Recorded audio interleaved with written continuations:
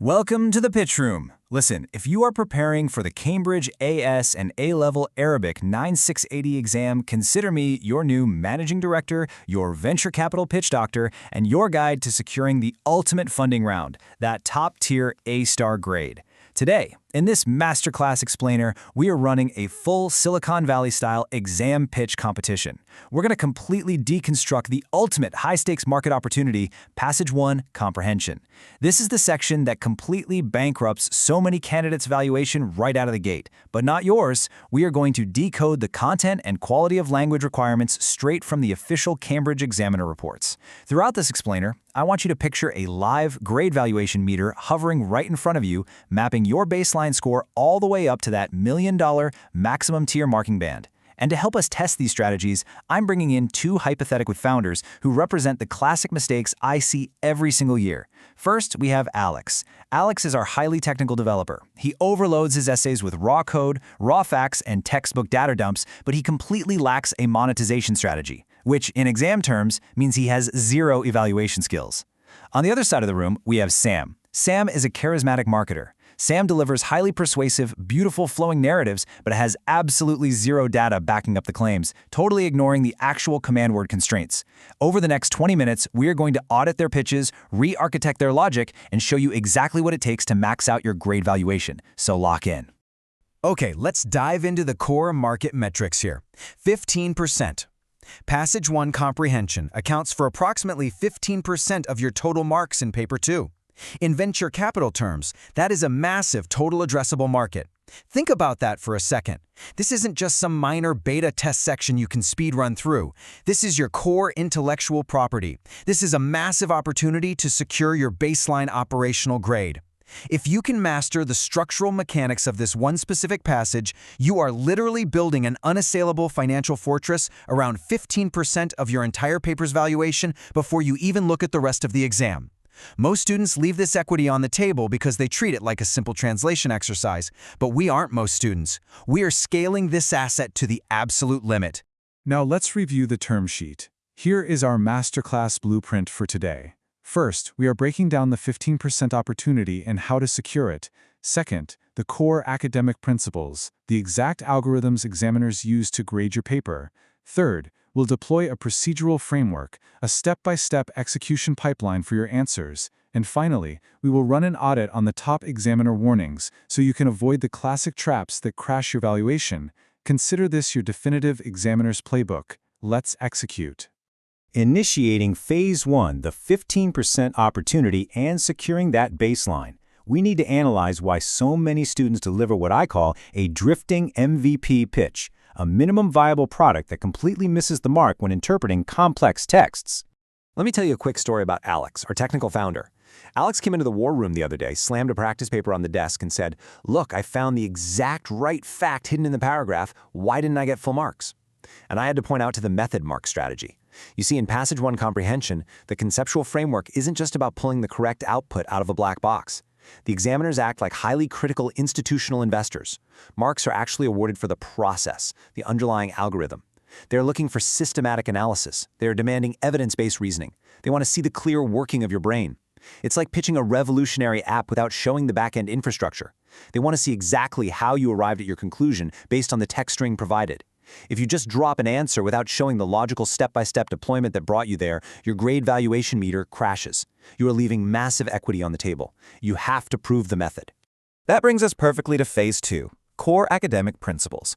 This is where we look at the exact due diligence criteria the examiners use.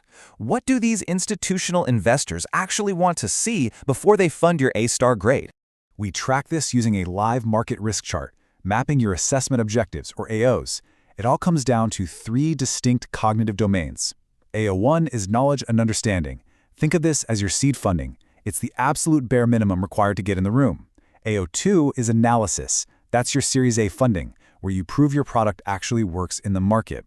And AO3 is evaluation. That is your IPO, your $1 million public offering. The Cambridge Arabic syllabus targets all three of these domains, and the most elite, high-scoring candidates demonstrate seamless competence across the entire stack. Here is the problem. Sam, our charismatic marketer, tries to jump straight to the IPO. Sam writes these gorgeous, sweeping conclusions, evaluating the text beautifully, but skips the seed funding. Sam shows no fundamental understanding of the specific Arabic vocabulary used. On the flip side, Alex only secures seed funding. Alex perfectly translates the text, but never analyzes or evaluates its broader impact. If your pitch only hits one objective, your valuation is heavily capped. You have to scale through all three objectives perfectly. And this brings us to the co-op founder re-architecture debate. I had Alex and Sam in the boardroom, and they were fighting over how to structure a model paragraph. Alex wanted to focus entirely on deep textbook definition dumps, just completely overloading the slide deck with raw data. That is what we call superficial breadth. It's generic, it's wide-ranging, and examiners hate it.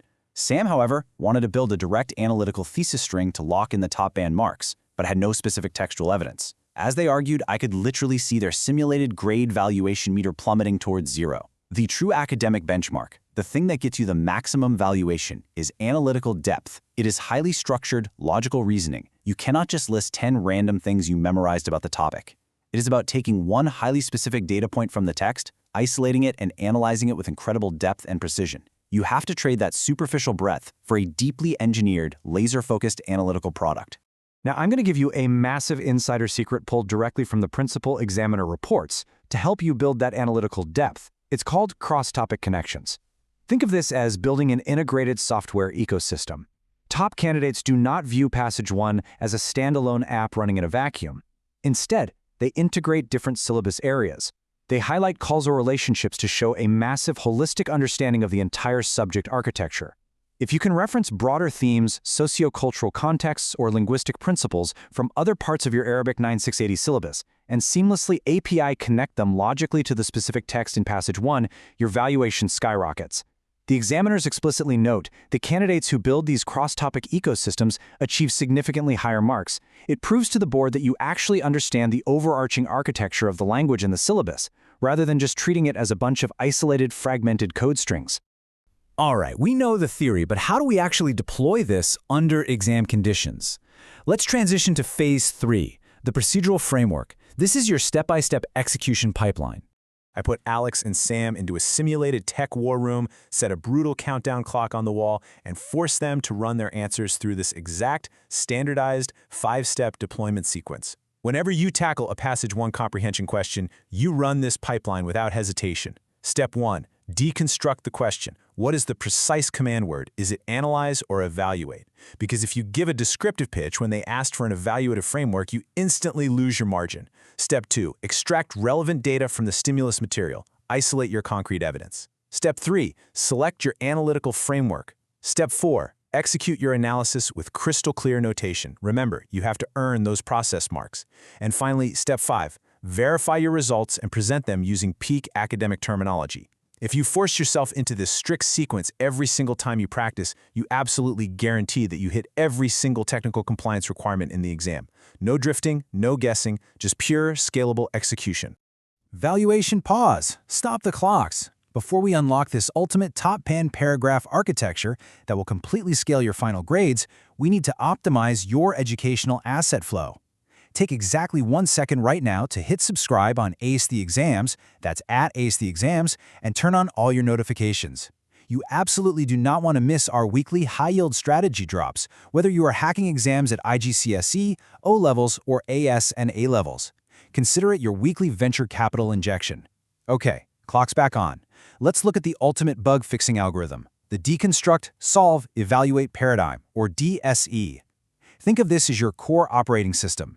You identify the given information, you break it into logical, systematic steps to solve the prompt, you run a diagnostic check for reasonableness, and then, crucially, you justify your decisions with hard evidence. Top-scoring candidates use this exact paradigm to demonstrate elite evaluative thinking.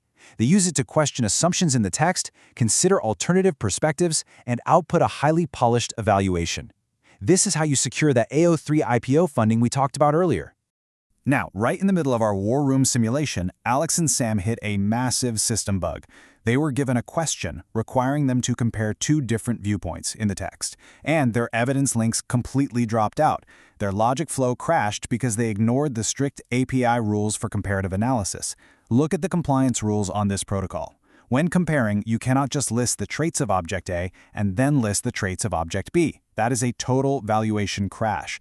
You must identify similarities and differences. You must use precise comparative connectives, words like however, similarly, or in stark contrast. You have to support every single comparative node with hard textual evidence. And finally, you must draw an overarching conclusion about their relative weight or importance. The examiner needs to see the dynamic relationship between the variables, not just two isolated data dumps. I had to step in with a structural optimization matrix, forcing Alex to build the evidence and Sam to build the connective tissue. And together, they finally debugged the paragraph. We are now entering Phase 4, Top Examiner Warnings. I am handing control over to you for an interactive venture audit. We need to look at the exact pitfalls and compliance liabilities that will tank your pitch on exam day. For our first interactive challenge, I call this the Rapid Market Scan. I want you to imagine a complex Arabic text case study on your screen right now, with a 60-second visual countdown timer ticking away. Your job is to isolate the single highest value core trend before time runs out. The pressure is on. What do most students do under this pressure? They panic, and they trigger this massive compliance liability straight from the principal examiner reports. The classic mistake is providing generic answers not specific to the question context. Always link every point to the given scenario. Think about that. If you panic during the scan and you just regurgitate a beautifully memorized generic Arabic phrase or textbook definition without hard-coding it directly to the specific passage scenario in front of you, the valuation board gives you zero funding for that point. None. Context is the absolute king of this exam. Let's run challenge number 2, identify the compliance liability. I want you to mentally audit a flawed, medium-tier sample student response. Look for these top 3 critical mistakes that create massive liabilities. Number 1, forgetting proper format. Number 2, failing to check presentation. And number 3, our generic answer trap. Let's really drill down on those first 2, because this is where brilliant students throw away easy capital. Presentation is literally your user interface and user experience for the examiner. If your structural formatting is a mess, if you aren't using proper headings, if you lack clear annotations and correct terminology, the examiner cannot parse your logic flow. It's like pitching a brilliant piece of software with a broken, unreadable interface. The investors will just walk away. If they can't easily follow your logical working, you instantly throw away those easy method mark strategy points we secured back in Phase 1. Keep your UI clean, professional, and compliant. We are at the final stage. Series A funding is almost complete. Alex and Sam have perfectly merged their skill sets. They deliver their newly engineered, beautifully contextualized, highly analytical response paragraph, and we all watch the grade valuation meter surge and lock in at the maximum A-star score. To make sure you can replicate their success and never freeze up when the exam clock starts ticking, here is your ultimate encryption key, a memory hack. Create a custom mnemonic using the first letters of our key procedural terms. For example, DSE for deconstruct, solve, evaluate. Lock that encryption key into your brain right this second. The very first thing you do when you sit down for paper 2 and the invigilator says begin is write that mnemonic at the top of your paper. It acts as an immediate, calming system reboot, reminding you of the exact, uncompromising procedural framework you are going to deploy on every single question. So, as we close this pitch competition, I am distilling this entire session into 3 universal rules for you to deploy. 1. The 3-step question scan for decoding command words. 2. The scale budget allocation for managing your time. And 3. The final quality review checklist to ensure your UI is clean. I leave you with this final, provocative venture challenge. If Cambridge examiners value the process of your analysis just as highly as the final product, how exactly are you going to structure your very next practice paper to prove your ultimate analytical depth? Don't just passively read these texts, deconstruct them, evaluate them, and relentlessly show you're working. Here's your final call to action. I want you to subscribe to Ace the Exams at Ace the Exams right now.